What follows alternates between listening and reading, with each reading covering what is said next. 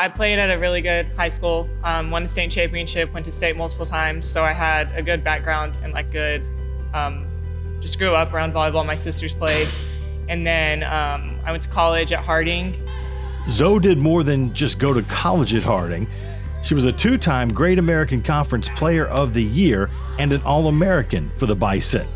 Now she's a graduate assistant on Coach Melissa Walters' UWF staff, pursuing a degree in public health. Her playing days may be done, but Zoe still likes to spend time working out in the gym.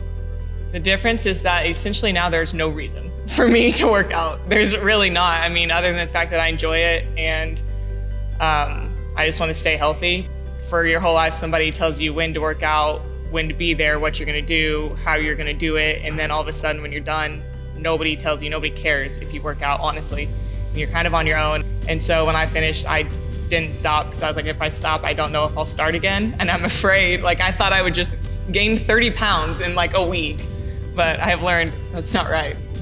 A lifetime of competitive athletics, strength and conditioning training, and struggling with healthy body image led Zoe to create her own blog.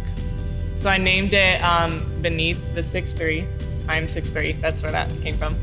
Well, kind of over quarantine, I went back home and I was going through journals that I had kept in high school and college, but some of the stuff I had written, I was just kind of reading back, and it was kind of made me sad to read. That's how I used to think and feel. I found a document on my computer that was titled, I think I titled it Body Image 2018.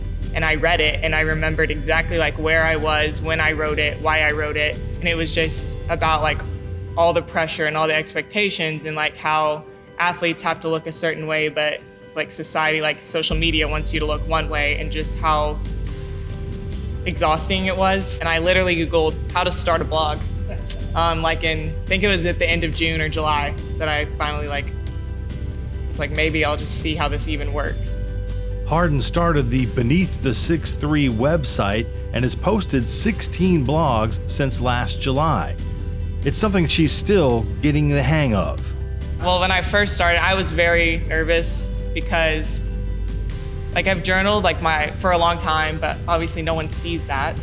And so it kind of just felt like I was just putting it online, and I didn't really know what other platform to share things on. So I just did a blog. My teammates they all said good things, but they were proud of me. And then my friends from home and my family was kind of maybe you should have told us some of this stuff. So sorry, Mom. Zoe has a built-in audience with the West Florida volleyball team and a chance to help share her journey with the next generation. A lot of them have told me they read it. One of them was oh, it's actually kind of funny. And I was like, well, thank you. You sound surprised, but thanks. They've talked about some of them with me. I did a podcast with KP for one of her classes on it, so that was cool. And then just I've shared I did a couple of presentations with them at the beginning of the year, just nutrition wise, and then this side of stuff. So even just to know that they're paying attention is rewarding. Positive body image in women's athletics is a topic that doesn't get enough attention. Zoe Hardin is here to try and change that.